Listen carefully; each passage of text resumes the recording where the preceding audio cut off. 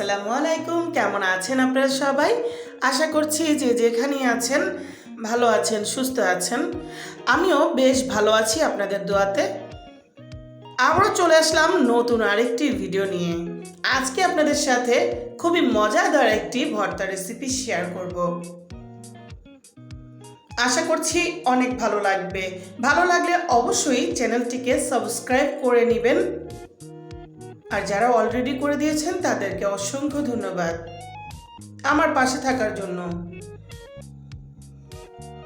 তো আজকের ভর্তা রেসিপিটি যদি ভালো লাগে লাইক দিতে কিন্তু ভুলবেন না। চলুন দেখে নেই আমি আজকে কিভাবে কি ভর্তা বানাই।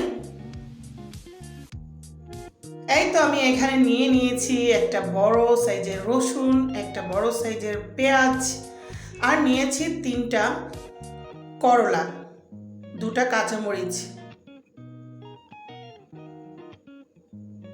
প্রথমেই আমি একটা চুলাতে প্যান বসিয়ে দিয়েছি। এতে বেশ খানিকটা সয়াবিন তেল দিয়ে গরম করে নিয়েছি। এখন আমি 3টা শুকনো মরিচ ভেজে নিব। আপনারা ঝালটা আপনাদের ইচ্ছে মতো দিয়ে নিতে পারেন। তো আমি মোটামুটি ঝাল খাই, সেজন্য আমি 3টা শুকনো মরিচ, 2টা কাঁচামরিচ নিয়েছি। তো হয়ে গিয়েছে, তুলে নিলাম একটা প্লেটে। এখন আমি করলাগুলো দিয়ে দিলাম। পেঁয়াজটা, রসুন আর কাঁচামরিচ একদম ডুবা তেলে ভেজে নিব।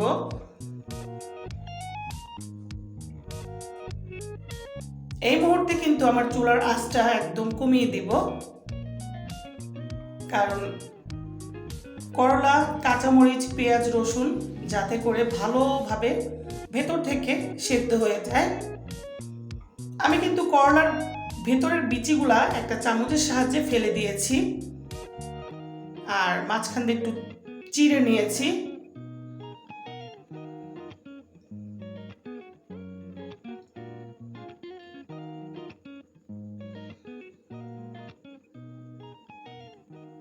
অনেক সুন্দর একটা ফ্লেভার বের হচ্ছে। এই তো হয়ে গিয়েছে, আমার ভালোভাবে ভাজা হয়ে গিয়েছে। এখন আমি একটা প্লেটে তেল ঝরিয়ে তুলে নিব। তো বেশ খানিকটা তেলের ভিতরে কিন্তু আমি এগুলো ভেজেছি। অনেকে ভাববে তেলগুলো হয়তো তেতো হয়ে যাবে, আর তেলগুলো হয়তো আর কোনো কাজে লাগবে না। এটা একদম ভুল ধারণা।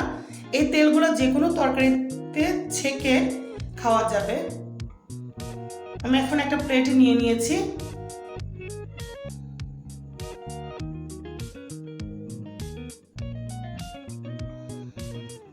এখন আমি একটা গ্রেটার নিয়ে নিয়েছি। এই গ্রেটারের সাহায্যে আমি করলাগুলোকে গ্রেট করে নিব। করলাগুলো হাতে চটকালে ভালো লাগবে না, আর বাকি যে উপকরণ আছে সেগুলো আমি হাত দিয়ে চটকিয়ে নিব।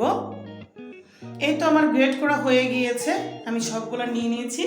এখন শুকনো মরিচ গুলাকে আমি একটু লবণ দিয়ে ভালোভাবে এভাবে ভেঙে নিব।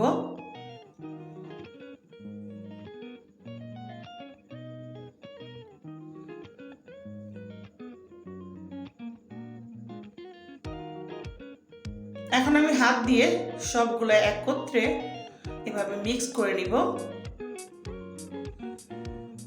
আপনারা চাইলে সামান্য একটু সরিষার তেল অ্যাড করতে পারেন, তবে আমি তেলে ভেজেছি এজন্য আমি সরিষার তেলটা অ্যাড করিনি। এই তো আমার হয়ে গেল ইয়াম্মি করলা ভর্তা। তো আজকে আমার রেসিপিটি কেমন লাগলো কমেন্ট করে জানাবেন, আর শেয়ার করে দিতে পারেন ফ্রেন্ডস অ্যান্ড ফ্যামিলির সাথে।